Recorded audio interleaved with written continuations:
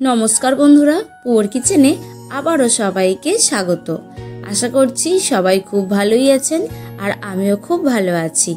आजके बानाबो गाटी कचु और आलू दिए रुई माछेर झोल रेसिपि, ताई भिडियोटी स्किप ना करे पुरोटा देखार अनुरोध रइलो। और दुपुरबेला खावार पाते यदि एई रकम रुई माछेर झोल थाके ताहले किन्तु गरम भात दिए आर किछुई लागे ना। और एइभाবে बानाले माछ मांसेर साथेও किन्तु हार मानाबे। তাই বাড়িতে অবশ্যই একবার এইভাবে আপনারা রুই মাছের ঝোলটি বানাবেন। প্রথমেই আমি এখানে একটা থালার মধ্যে বড় বড় করে আলু এরকম লম্বা করে কেটে নিয়েছি, আর গাটি কচুটাকে এরকম লম্বা করে কেটেছি, আর দুটো টমেটো কেটে নিয়েছি। এবার রুই মাছের মধ্যে পরিমাণ মতো লবণ আর হলুদ খুব ভালো করে আমি মেখে নিচ্ছি। আমার চ্যানেলের এই রান্নাগুলো যদি আপনাদের ভালো লেগে থাকে তাহলে লাইক, কমেন্ট আর শেয়ার করে দেবেন। এবার একটা কড়াই বসিয়ে কড়া গরম করে কড়ার মধ্যে দিয়ে দিচ্ছি পরিমাণ মতো সাদা তেল।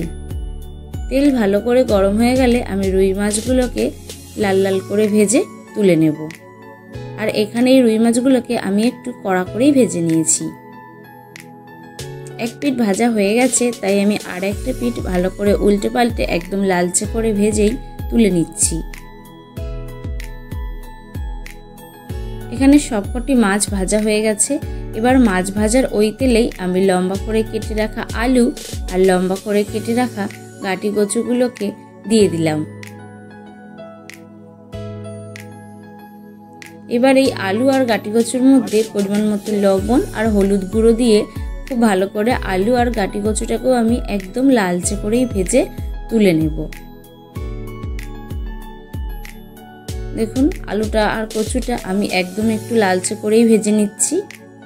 আর আপনারাও বাড়িতে এইভাবে একবার বানাবেন, খুবই সুন্দর হয় খেতে। গরম ভাত দিয়ে বা রুটির সাথেও কিন্তু খুবই ভালো লাগবে।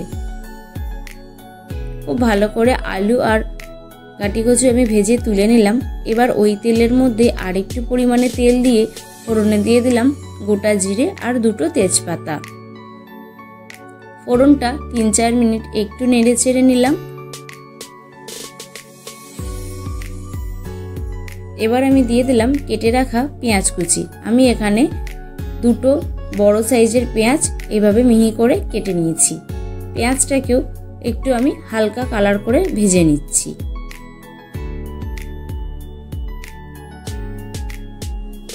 পেঁয়াজটা দেখুন এখন কালারটাও চেঞ্জ হয়ে গেছে। যখন পেঁয়াজের কালারটা এরকম হালকা চেঞ্জ হয়ে আসবে, দেখুন আমি খুব বেশি ভাজিনি, হালকাই ভেজেছি। ঠিক সেই সময় দিয়ে দেবো রসুন বাটা।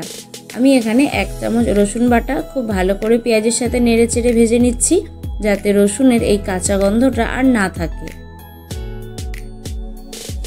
রসুন পেঁয়াজের সাথে খুব ভালো করে ভেজে নিয়েছি। এবার আমি এখানে দিয়ে দিচ্ছি আদা, শুকনো লঙ্কা আর জিরে বাটা। আমি শিলের মধ্যে আদা, শুকনো লঙ্কা আর জিরে খুব ভালো করে বেটে নিয়েছিলাম। এবার এই মশলাটা দিয়ে দিলাম। মশলাটা দিয়ে আমি আবারও ভালো করে কষিয়ে নিচ্ছি। এবার আমি পরিমাণ মতো হলুদ আর পরিমাণ মতো লবণ দিয়ে দিলাম। দিয়ে আবারও আমি ভালো করে নেড়েচেড়ে একটু রান্না করে নিচ্ছি। 2-3 মিনিট পর আমি দিয়ে দিচ্ছি কেটে রাখা টমেটো। কেটে রাখা টমেটোটাকেও দিয়ে আমি ভালো করে মশলাটাকে আবারও নেড়ে চেড়ে কষিয়ে নিচ্ছি। আর এখানে আমি টমেটোটাকে খুব বেশি গালবো না, আমি এরকম একটু আদা গোটা মতোই রাখবো। টমেটোটাকে খুব ভালো করে আমি মেশাবো না, মশলাটা যাতে পুড়ে না যায় সেজন্য মশলার বাটি ধোয়া জলটা একটু দিয়ে দিলাম। দিয়ে মশলাটাকে আবারও আমি মিনিট 5 ধরে ভালো করে কষিয়ে নিচ্ছি। দেখুন টমেটোটা কিন্তু পুরোটা ভেঙে ভেঙে যায়নি, একটু গোটা গোটা আছে। আমি এই রকমই টমেটোটা রেখে দেব। মশলা খুব ভালো করে কষিয়ে নিয়েছি, আর মশলা থেকে খুব সুন্দর করে তেলটাও ছেড়ে গেছে। এখন আমি ভেজে রাখা আলু আর গাটি কচুগুলোকে দিয়ে দিচ্ছি। আর তরকারির মধ্যে যদি এই রকম একটু গোটা গোটা টমেটো থাকে, ভাত দিয়ে মেখে খেতে কিন্তু খুবই ভালো লাগে। আলু, গাটি কচু আর মশলা খুব ভালো করে আমি কষিয়ে নিচ্ছি। গ্যাসের ফ্লেমটা লো টু মিডিয়ামে রেখে মশলাটাকে আমি প্রায় 10 মিনিট ধরে কষিয়ে নিয়েছি। আর আর মশলা আপনারা যত ভালো করে কষাবেন তরকারির টেস্ট কিন্তু ততটাই ভালো আসে। খুব ভালো করে মশলা আমি কষিয়ে নিয়েছি, তারপর আমি পরিমাণ মতো জল দিয়ে দিলাম। খুব বেশি জল আমি দিইনি, কারণ তরকারিটা খুব ঝোলও রাখবো না, আবার খুব শুকনোও করবো না, একটু গা মাখা করবো। তাই আমি মোটামুটি পরিমাণ মতো একটু জল দিয়ে দিয়েছি। দিয়ে ভালো করে নেড়ে চেড়ে একটুখানি চাপা দিয়ে দিলাম তরকারিটা ভালো করে ফোটার জন্য। প্রায় 15 মিনিট পর ফিরে এলাম। দেখুন তরকারি খুব সুন্দরভাবে ফুটে উঠেছে আর আলু কচু খুব সুন্দরভাবে সেদ্ধও হয়ে গেছে। এখন আমি ভেজে রাখা মাছগুলোকে এই ঝোলের মধ্যে দিয়ে দিচ্ছি।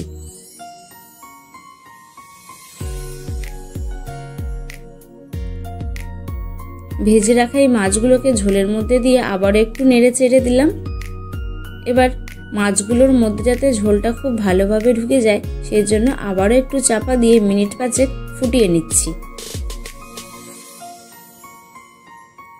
5 মিনিট পর ফিরে এলাম। দেখুন ঝোল এখন খুব সুন্দরভাবে ফুটে উঠেছে। এখন আমি ধনেপাতা কুচি দিয়ে খুব ভালো করে নেড়ে চেড়ে রান্না করে নিচ্ছি। ধনেপাতা কুচি দিয়ে ভালো করে নেড়ে চেড়ে মিশিয়ে নামিয়ে নিলেই কিন্তু এই গাঁটি কচু আলু দিয়ে রুই মাছের রেসিপি একদমই তৈরি হয়ে যাবে। ভিডিওটি কেমন লাগলো কমেন্ট করে জানাবেন। ভিডিওটি শেষ পর্যন্ত দেখার জন্য অসংখ্য ধন্যবাদ।